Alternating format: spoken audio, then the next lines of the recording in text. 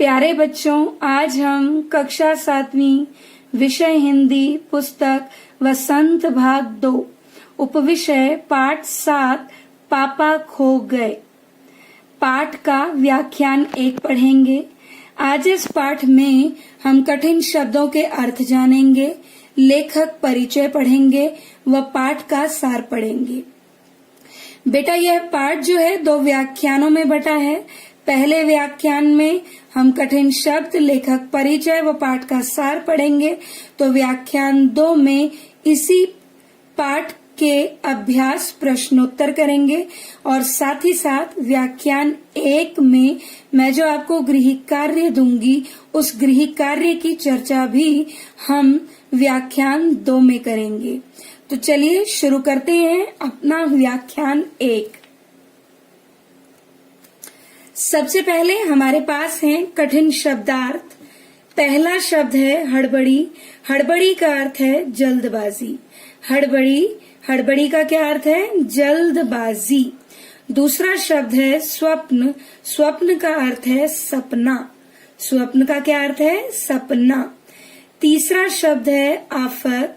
आफत का अर्थ है मुसीबत। आफत, मुसीबत। चौथा शब्द है हमारे पास कर्कश। कर्कश का अर्थ होता है कठोर। कर्कश, कठोर। पांचवा शब्द है फोकट। फोकट का अर्थ है मुफ्त। फोकट मायने मुफ्त। तो हमने अब तक 5 शब्द पढ़े। पहला हड़बड़ी, जिसका अर्थ हमने पढ़ा जल्दबाजी। दूसरा स्वप्न, सपना। तीसरा आफत यानी मुसीबत। चौथा कर्कश मायने कठोर।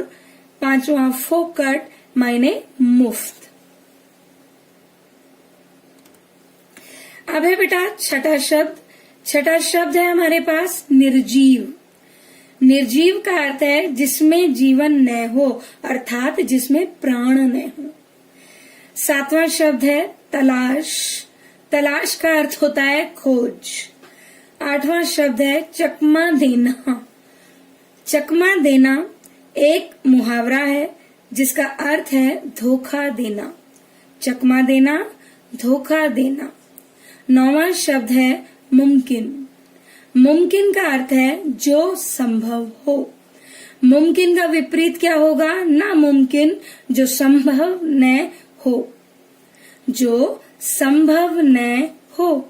10वां शब्द है हमारे पास गुरूर, जिसका अर्थ है घमंड। तो हमने 6 से लेकर 10 शब्द कौन कौन से पढ़े? पहला निर्जीव, जिसमें प्राण न हो। 7वां शब्द हमारा तलाश, खोज। 8वां शब्द चकमा देना मायने धोखा देना। 9वां शब्द मुमकिन यानी जो संभव हो। और 10वां शब्द है गुरूर, जिसका अर्थ है घमंड। अब है बेटा हमारे पास लेखक परिचय। लेखक परिचय। लेखक का नाम विजय तेंदुलकर। क्या नाम है लेखक का? विजय तेंदुलकर। उनका जन्म कब हुआ? 6 जनवरी 1928 में। उनकी प्रमुख रचनाएं कन्यादान, कमला, गृहस्थ, पुलिस आदि। प्रमुख रचनाएं कौन कौन सी हैं? कन्यादान, कमला, गृहस्थ, पुलिस आदि।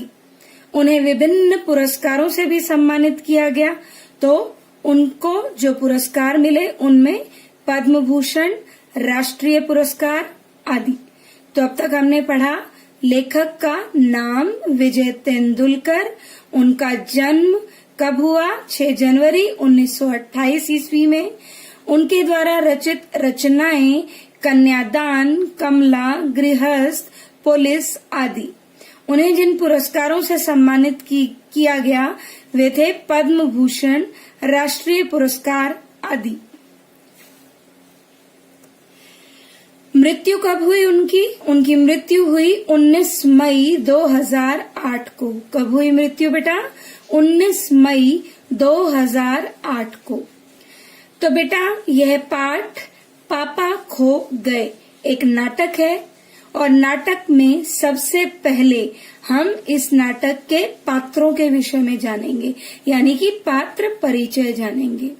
इस नाटक के जो पात्र हैं उनमें बिजली का खंभा, पेड़, लेटर बॉक्स, कौआ, नाचने वाली, एक छोटी सी लड़की भी है इसमें, और एक आदमी जो कि लड़की चुराने वाला चोर है, अपहरण करता है। तो कौन कौन से पात्र हैं? बिजली का खंभा, पेड़, लेटर बॉक्स, कौआ, नाचने वाली, लड़की, आदमी। तो अब बढ़ते हैं हम अपने पाठ के सार की ओर। तो बेटा, प्रस्तुत पाठ एक नाटक है जिसमें लेखक इस नाटक के माध्यम से जो आजकल यानी कि उस समय हो रहे अपहरण की समस्या को उजागर कर रहा है, और साथ साथ जो निर्जीव वस्तुएं होती हैं, जैसे कि इसमें आने वाला लेटर बॉक्स, खंभा, जो बिजली का खंभा है, पेड़, ये जो निर्जीव चीजें हैं, इन निर्जीव चीजों की, वस्तुओं की पीड़ा का लेखक ने सजीव चित्रण किया है। क्या किया है? सजीव चित्रण किया है। तो प्रस्तुत पाठ एक नाटक है जिसमें लेखक ने आजकल हो रहे अपहरण की समस्या और निर्जीव वस्तुओं की पीड़ा का सजीव चित्रण किया है। रात के समय नाटक शुरू हुआ और दृश्य कौन सा है? रात के समय का। रात के समय सड़क पर एक बिजली का खंभा, एक पेड़, एक लेटर बॉक्स और पोस्टर पर नाचने की मुद्रा में खड़ी नाचने वाली क्या कर रहे हैं? दिन भर के जीवन की बातें करते नजर आते हैं। वे सब आपस में दिन भर जो जो कुछ घटा उन सब के बारे में बातें कर रहे हैं। पेड़ और खंभे के अनुसार क्या बातें कर रहे हैं वो? कि पेड़ और खंभा कह रहे हैं कि रात की अपेक्षा, रात की बजाय दिन जो है वो अच्छा होता है। क्यों? क्योंकि कम से कम उस समय इस सड़क पर जीवन भागता नजर तो आता है, अर्थात दिन के समय सड़कों पर चहल पहल रहती है, लेकिन रात में चारों ओर सन्नाटा छाया रहता है। इसलिए पेड़ और खंभे को रात की बजाय दिन ज्यादा अच्छा लगता है। अब खंभा अपनी व्यथा, अपना दुख, अपनी पीड़ा बता रहा है कि खंभा एक स्थान पर खड़ा होने के कारण क्या है? दुखी है। एक स्थान पर खड़ा है, आ जा नहीं सकता, घूम फिर नहीं सकता, और बल्ब उसके हाथ में लटका दिया कि रात हो तो उसे जला दो, बल्ब को जला दो खंभे के, और खंभा उसे पकड़ कर खड़ा रहे। अब पेड़ कहता है कि जब उसका जन्म हुआ, किसका? पेड़ का। जब पेड़ का जन्म हुआ तो यहाँ आसपास कुछ भी नहीं था, चारों तरफ सुनसान था। जब पेड़ ने जन्म लिया, यहाँ वहां जो है पेड़ लगाया गया, तब उस समय कुछ भी नहीं था आसपास, चारों ओर जो है कोई भी, ना कोई खंभा था, ना सड़क थी, ना लोगों का आना जाना था। चारों तरफ कैसा था? दिन में भी सुनसान और रात में भी सुनसान। उस समय वह अकेला महसूस करता था। कैसा महसूस करता था? अकेला महसूस करता था। लेकिन समय बीता और समय के बीतने पर, सड़क बनने पर, जब खंभे को, वहां सड़क बनी और खंभे को जब वहां लगाया गया तो उसे लगा मानो अब वह अकेला नहीं है। अब वह अकेला महसूस नहीं कर रहा, क्योंकि उसके मित्र के रूप में उसके पास ही किसे लगा दिया गया? खंभे को लगा दिया गया। पेड़ ने शुरू में अब पेड़ जब खंभे को लगाया गया तो उससे दोस्ती करना चाह रहा था, तो पेड़ ने शुरू शुरू में खंभे से बोलने की बहुत कोशिश की, परंतु अकड़ू स्वभाव होने के कारण, कैसा स्वभाव होने के कारण? अकड़ू स्वभाव, अकड़ घमंड वाला स्वभाव होने के कारण खंभा उससे बोला ही नहीं, खंभे ने उससे कभी बात की ही नहीं। लेकिन फिर उनमें दोस्ती हुई, और दोस्ती किस घटना के बाद हुई? किस घटना के बाद हुई? लेकिन बरसात के दिनों में जब, अब ये वो घटना है, लेकिन बरसात के दिनों में जब आंधी, तूफान और बारिश से खंभे पर मुसीबत आई, अब तेज आंधी चली, तूफान आया, बारिश आई, तो खंभा जो है वो क्या हो गया? पेड़ के ऊपर गिर गया। अब पेड़ ने उसे संभाल लिया, बेशक से उसे संभालने में वो जो है स्वयं जख्मी हो गया, तो उस समय पेड़ ने उसकी मदद यानी सहायता की। और उस घटना के बाद से, उसके बाद ही वे दोनों गहरे दोस्त बन गए। तो अब यहाँ पर हमने क्या जाना? हमने जाना कि जब खंभे को सड़क के पास लगाया गया, तब पेड़ जो है, पेड़ ने कोशिश की उससे बात करने की, लेकिन खंभे के अकड़ू स्वभाव के कारण पेड़ जो है उससे मित्रता नहीं कर पाया। लेकिन जब बरसात के दिनों में आंधी तूफान वाली घटना घटी और पेड़ ने खंभे की मदद की, तो उसके बाद से खंभे और पेड़ में गहरी दोस्ती हो गई। दीवार पर लगे पोस्टर पर बनी नाचने वाली औरत हवा के चलने से टेढ़ी हो जाती है। अब साथ में पोस्टर लगा है और पोस्टर पर एक नाचने वाली औरत है। हवा चली तो नाचने वाली औरत की मुद्रा जो है, यानी कि वो पहले जिस मुद्रा में खड़ी थी उस मुद्रा से वो दूसरी मुद्रा में पहुंच जाती है, यानी कि उसकी भाव भंगिमा टेढ़ी हो जाती है और उसके घुंघरू बज उठते हैं। उसके घुंघरुओं की आवाज भी सुनाई पड़ती है, और तभी जब उसके घुंघरुओं की आवाज आई तो तभी लेटर बॉक्स ने अपनी मीठी आवाज में भजन गुनगुनाया, यानी कि भजन गुनगुनाने लगता है। कौन? Letter box. कौवा उसका भजन सुनकर पेड़ के पीछे से बाहर आता है। अब कौवा क्या करता है? जैसे ही उसके कानों में लेटर बॉक्स के भजन की गुनगुनाहट, गुनगुनाने की आवाज जो है सुनाई पड़ती है, तो वो पेड़ के पीछे से बाहर आ जाता है। तब लेटर बॉक्स अपने अंदर से पत्र निकालकर पढ़ने लगता है। अब वो गुनगुना चुका है। गीत गुनगुनाने के बाद अब वो क्या कर रहा है? अपने अंदर से जो लोगों के पत्र हैं, चिट्ठियां हैं, उन्हें निकालकर पढ़ने लगता है। परंतु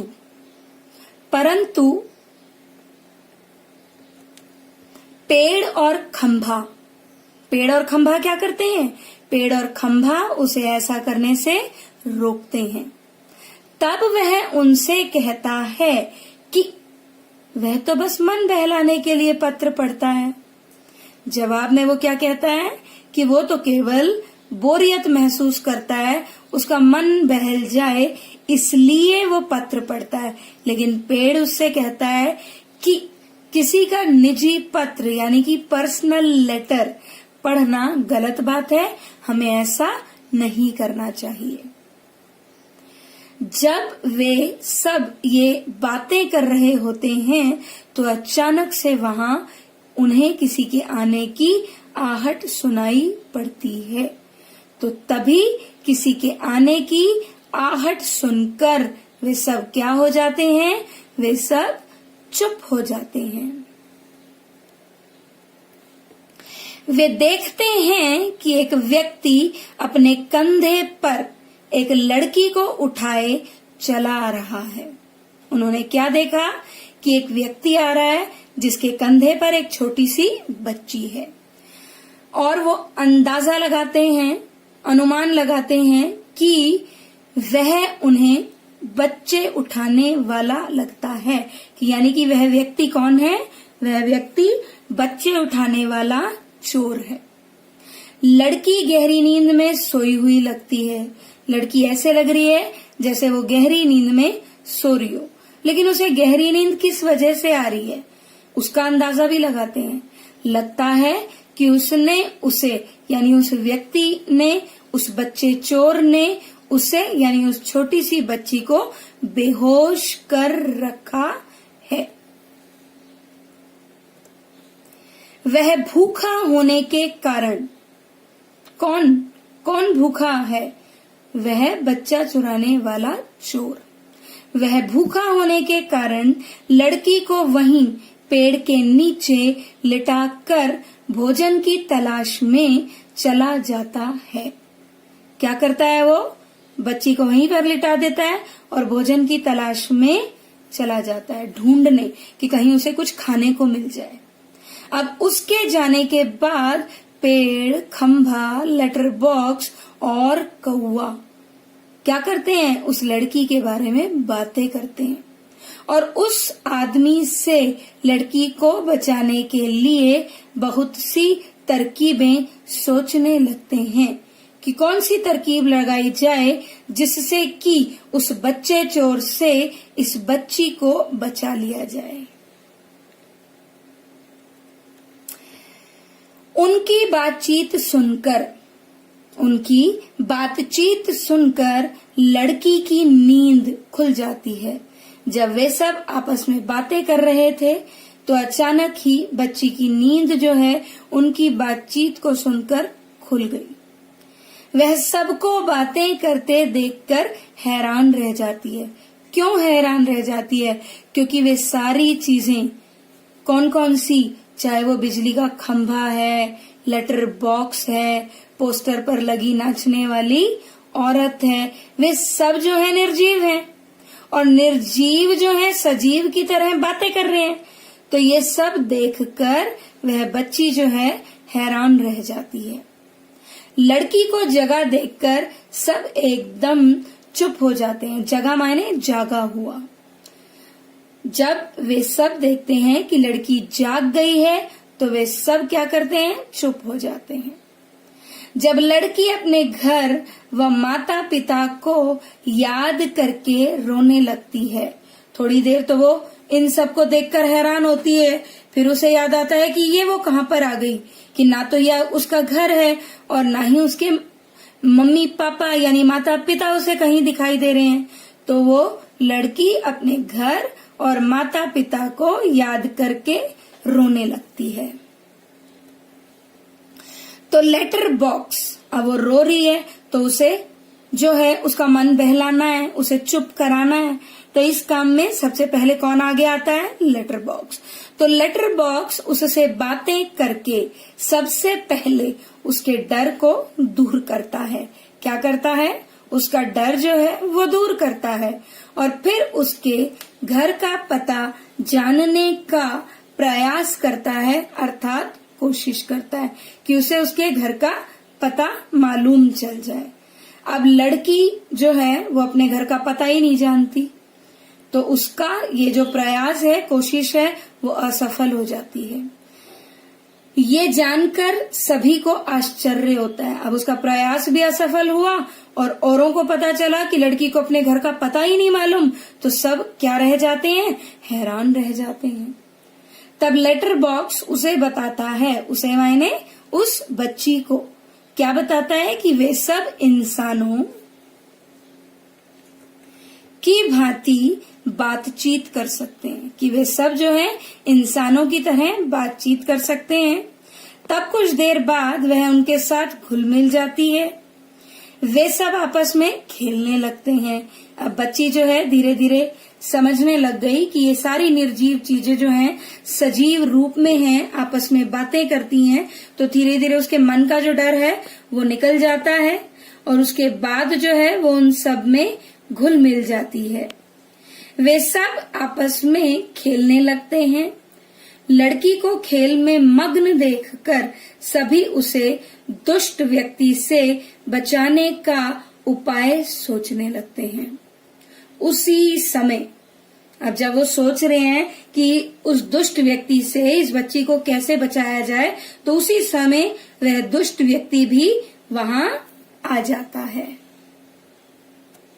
और सभी चीजें कौन कौन सी, लेटर बॉक्स, बिजली का खंबा, जो पोस्टर में से निकलकर जो औरत आई थी, वो सभी चीजें पुनः मायने दोबारा अपना अपना स्थान ले लेती हैं, यानी कि अपनी अपनी जगह पर चली जाती हैं।